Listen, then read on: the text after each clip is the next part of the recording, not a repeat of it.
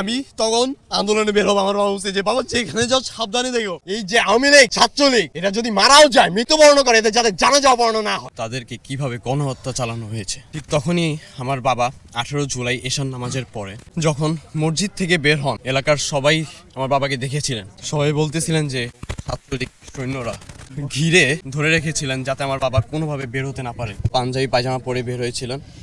তো তাদের মতে ছিল যে আমার বাবা হয়তো বা জামাতের কোনো বড় কোনো লিডার বা বড় কোনো পর্যায়ে আছে, হয়তো আমার বাবা এর সাথে জড়িত। একটা জিনিসই বলার থাকবে যে মুসলিম কান্ট্রিতে যদি নামাজ পড়া যদি আপনার দোষ হয়ে থাকে, মসজিদ থেকে বের হনো যদি তাদেরকে জামাত শিবির বলা হয়, তাহলে তো মসজিদ মাদ্রাসায় যারা আছেন তারাও তো সবাই জামাত শিবির, তাদেরকেও তো তাহলে গণহত্যা করা উচিত ছিল। পরবর্তীতে ইনভেস্টিগেশনে জানা যায় যে আমার বাবার লাশ নাকি দক্ষিণ কাজলার টোল প্লাজার সামনে নাকি ফেলে রাখা হয় রক্তাক্ত অবস্থায়। ওখান থেকে নাকি যাত্রাবাড়ি থানা নাকি তাদেরকে আমার বাবার লাশকে নাকি উদ্ধার করে শাহবাগ থানায় নাকি হস্তান্তর করে এবং শাহবাগ থানা নাকি শাহবাগ থেকে আপনার ঢাকা মেডিকেলে হস্তান্তর করে। আমি আমার বাবার লাশের জন্য আমি ঢাকা মেডিকেলে যাই। পুলিশ আমার সাথে অনবরত তর্ক বিতর্ক করে। এক পর্যায়ে একজন পুলিশ সে বলে যে আমাকে একটা পুলিশ পারমিশন নিয়ে আসতে ঢাকা মেডিকেলে ঢোকার জন্য। আমি বলি যে আচ্ছা ঠিক আছে, আপনি আমাকে পুলিশ পারমিশন এনে দিলে ঢুকতে দিবেন তো? তিনি বলেন যে হ্যাঁ, আমি তো আমাকে ঢুকতে দিব। আমি আমার থানায় আসি, আমার ওয়ারি থানায় এসে আমি অনেক কষ্ট করে তাদের কাছ থেকে একটি পুলিশ পারমিশন নিই। পুলিশ পারমিশন নিয়ে আমি যখন তাদের কাছে যাই, তুমি তোমার বাবার লাশ এমনিই পাবে।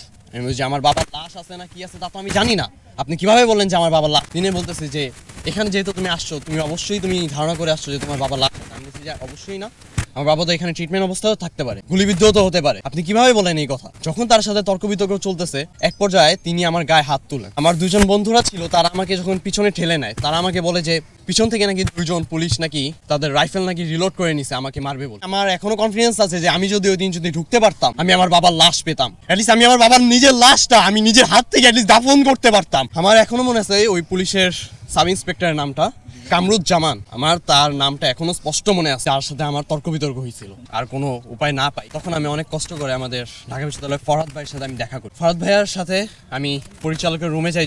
তখন আমাকে পরিচালক বলে যে যেহেতু তোমার বাবা, আমি তোমাকে এখন বলে দেই, তবে তুমি এই কথাটা গোপন রাখবে, কিন্তু এখন যে সময় আর এই কথাটা গোপন রাখার মতো না।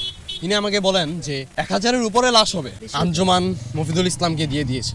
তারপর যখন আমি আঞ্জুমানে যাই, আঞ্জুমানে যাওয়ার পর 2 থেকে 3টা ফাইল যখন উঠায়, তখন আমি আমার বাবার ছবি দেখতে পাই। আমি তখনই তাদেরকে বলি যে এই ছবিটা একটু বের করেন কাইন্ডলি। তারা যখন ছবি বের করে আমি আমার বাবাকে স্পষ্টভাবে চিনতে পারি। ওই দিন আমার বাবা সাদা পায়জামা, সাদা পাঞ্জাবি, আমার এখনো মনে আছে এই পাঞ্জাবিটা। আমার বাবা আমার পাঞ্জাবি ধরে বলছিল যে তোমার পাঞ্জাবিটা তো অনেক সুন্দর, আমার কাছে ভালো লাগছে, আমি তোমার এই পাঞ্জাবিটা পরবো। আমি বলছি যে আচ্ছা আব্বু পরো। আমার বাবা ওই পাঞ্জাবিটা পরে আমি তখন আন্দোলনে বের হবো। আমার বাবা বলছে যে বাবা যেখানে যাও সাবধানে দেখো, যদি কোনো ঝামেলা হয় আমাকে বলো। আমার কথা হচ্ছে যে আমার বাবা কি দোষ করছিল? না তোমাদেরকে কোনো সময় কোনো কিছু বলছে নাকি কারোর কোনো ক্ষতি করছিল? আমার বাবা তো তোমাদেরকে কিছু করেনি, তোমরা আমাকে মারছো। আমার এখনো মনে আছে আমি বাসা থেকে বের হওয়া মাত্র আমাকে নিয়ে যাওয়া হয়েছিল। নিয়ে গিয়ে আমার ছাত্রলীগের কিছু নেতা ছিলেন একজন, তিনি আমাকে ওয়ারিতে নিয়ে গিয়ে আমার র্যাঙ্কিং স্টেজের সামনে আমাকে ফেলে রেখে এসেছিলেন। আমার এখনো মনে আছে আমাকে আধা ঘন্টা যাবত মারতেন, তারপর আমাকে ঠান্ডা কড়কড়া ঠান্ডা মানে আমাকে খাওয়াতেন, এরপরে আবার মারতেন। মারতে মারতে আমি এক পর্যায়ে অজ্ঞান হয়ে যাই। আন্দোলনের আগে যে সময় আমার বাবার সাথে আমার লাস্ট দেখা, তখন আমার বাবা আমার শরীরে দাগ দেখে আমার বাবা আমাকে জড়িয়ে ধরে কান্না করে ফেলছে যে বাবা তুমি কেন যাচ্ছ? আমি বলছি যে বাবা এটা সবার জন্য, আমি একজন ছাত্র, আমার কিছুদিন পর আমি ঢাকা বিশ্ববিদ্যালয়ে যখন অ্যাডমিশন দিতে যাবো, আমি এই কোঠার জন্য যদি বেঁধে যাই, শুধু আমার একার জন্য তো না, এমন হাজারো শত শত ভাইরা আছে যারা কিনা এটার জন্য আমার বেঁধে যাচ্ছে। তো আমি কেন চুপ থাকবো? আমি যদি এটার মধ্যে একজন হই, ঠিক আছে তুমি একদম সঠিক কথা বলছো, আমি তোমার সাপোর্টে আছি। শুধুমাত্র এই কারণেই আমার বাবাকে আজ আমি দেখতে পারতেছি না। যদি কোঠা নিয়ে যদি কথা না হতো তাহলেই মনে হয় আমি আমার বাবাকে পেতাম। তবে হ্যাঁ, আমি একটা জিনিস নিয়ে অনেক প্রাউড ফিল করি যে আমার বাবা